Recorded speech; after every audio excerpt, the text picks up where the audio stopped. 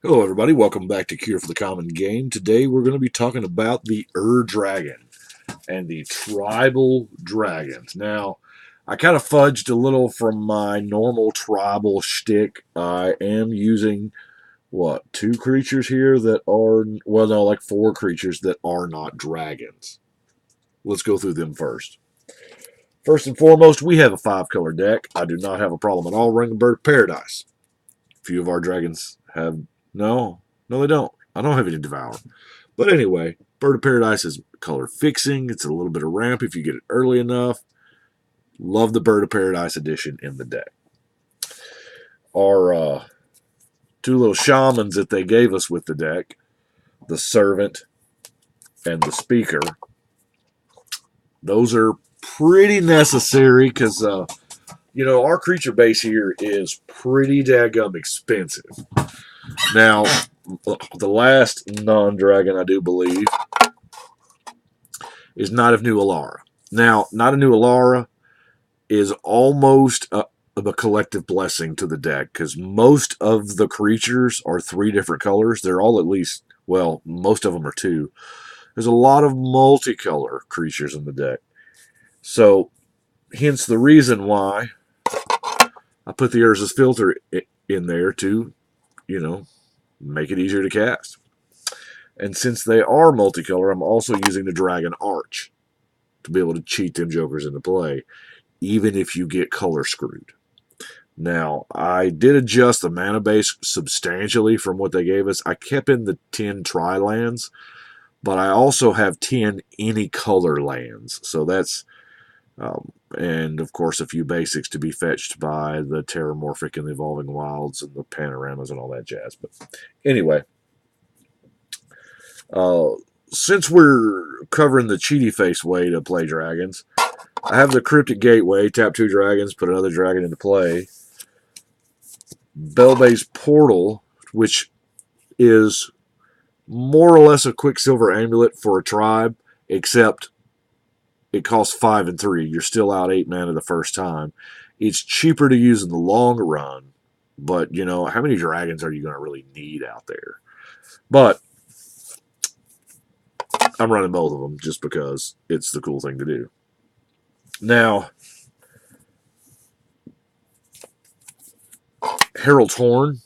Here again, it's, your dragons cost one less, so that's it. It's hard to not consider this mana ramp. Have the any color artifacts, the Sphere, the Relic, Manolith, the Lantern that we should have gotten in the deck, the Darksteel Ingot, and of course a Soul Ring because, everything is a jillion mana. Now, as you'll notice, I'm covering the, Everflowing Chalice. I'm covering the not dragons things first because once we get to the dragons, it's dragons. Crucible of Fire, it fits in the dragon deck. That's why we got it. Now, Dragon Tutor, I'm down for Dragon Tutor.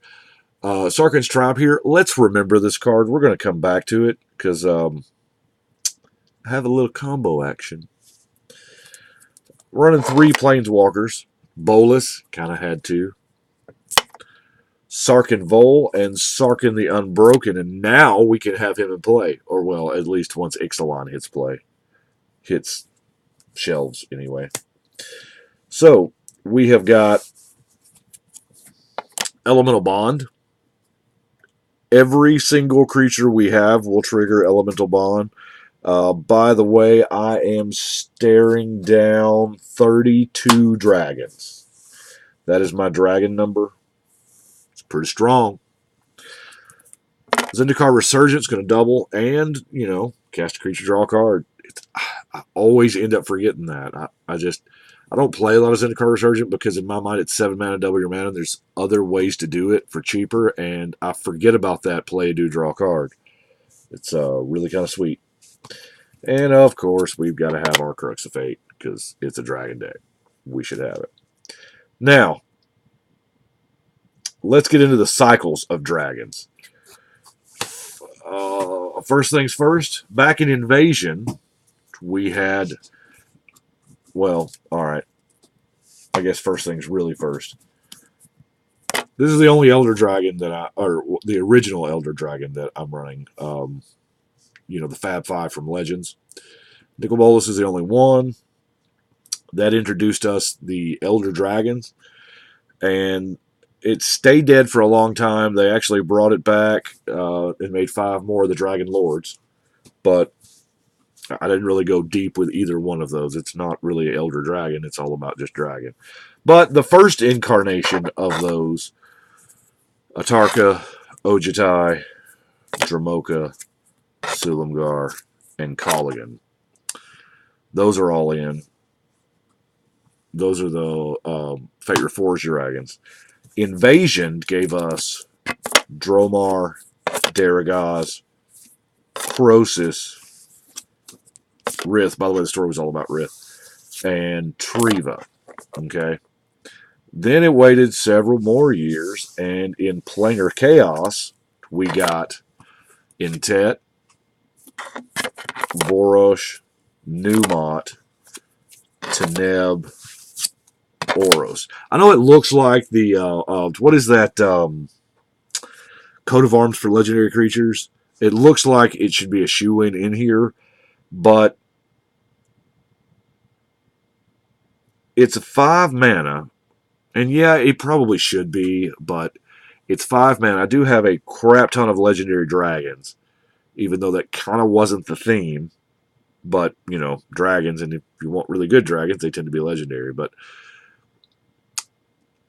all it does is make your dragons bigger. Well, hello, they're big enough to begin with. They're 6s, and we got Crucible in here, so +3 to that, and then it was a slot that I just couldn't justify. I don't know, maybe not later on.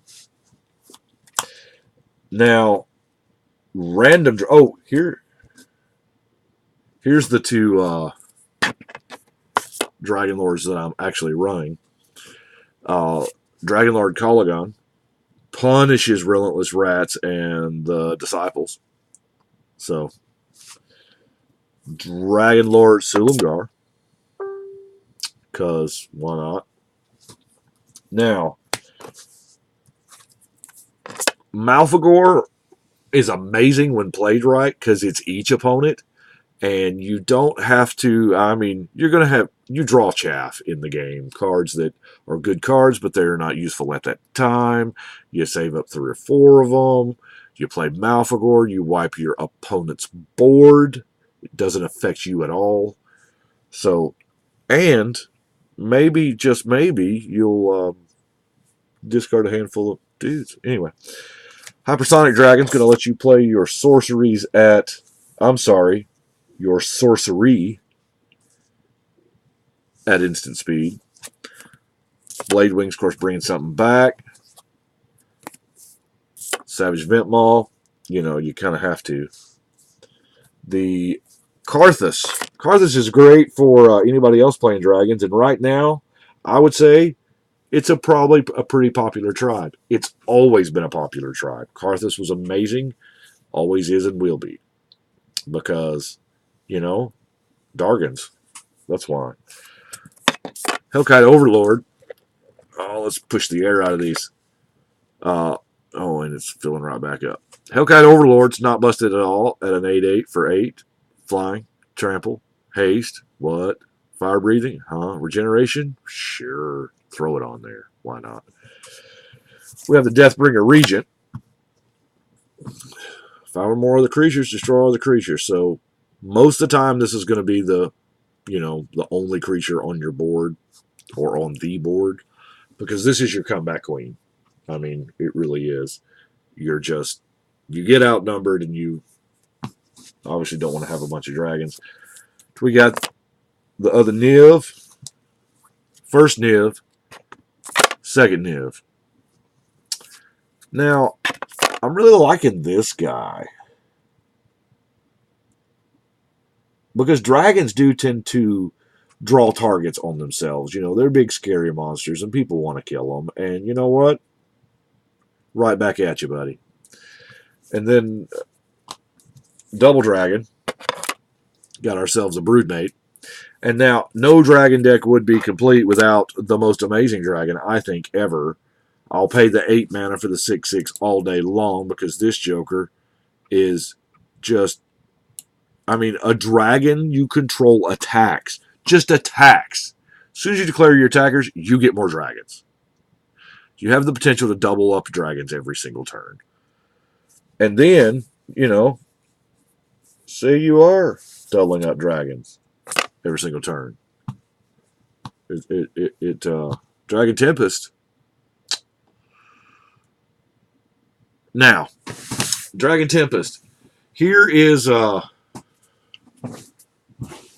my combo. All right, y'all knew this guy was coming. No Dragon deck would be good without the sign of the Dragon, even flavor wise. But this guy has the ability, of course, to transform into anything you want. Any of these cool dragons. But now a lot of the dragons have comes into play. Not the point. Alright, so you spend 2 mana, search your library for a dragon, put it in the graveyard. If you do, he becomes a copy of it. You shuffle your library. Now that dragon just chills in the graveyard. Just chilling. Of course, you got the dragon, the most popular, the one that always sits beside the Scion is, who is that? Teneb that brings them back from the dead, because that's just sick. Once you get the Scion and Teneb out, you're 5 mana and an attack step away from reanimating a dragon a turn. So it's pretty sweet. However, what if you ain't got him? Scion of the Dragos, it's been 2 mana, or does it say spend 10 mana, activate it 5 times consecutively? Because you can't activate it once and then activate it later in the turn because it no longer has this ability. It becomes a copy of whatever dragon it is. But you can respond to your activation by activating again. So if you've got all this crazy mana, this is colorless now, in theory your mana problems are solved if you cast this beast, but because it's Wooburg. But you activate this guy, spend your 10 mana, activate him 5 times, throw 5 dragons out in the yard, and then you live the dream. Now, what, this is not the dream, you don't think? Okay. Then you live the dream. Mortal Kombat and Living Death. I actually went to Mortal Kombat first because the idea was to just keep on chucking the dragons into the yard, and meanwhile you're kind of thinning your deck, which is going to help you draw more mana. It's going to help you draw more whatevers. It's going to help you draw your Mortal Kombat, your Living Death, whatever. And so I went to Mortal Kombat first, and I was like, because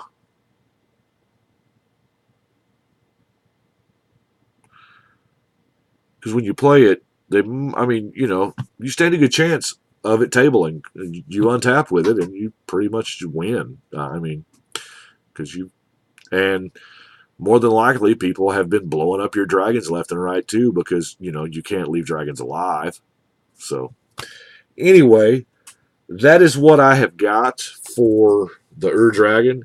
It's kind of different. It's just mainly it's going to play like Play Dudes Turn Them Sideways, unless you get the combo pieces, and then people are still going to think you're playing it as Play Dudes Turn Sideways. But either way, I do appreciate you watching. Y'all let me know what you think.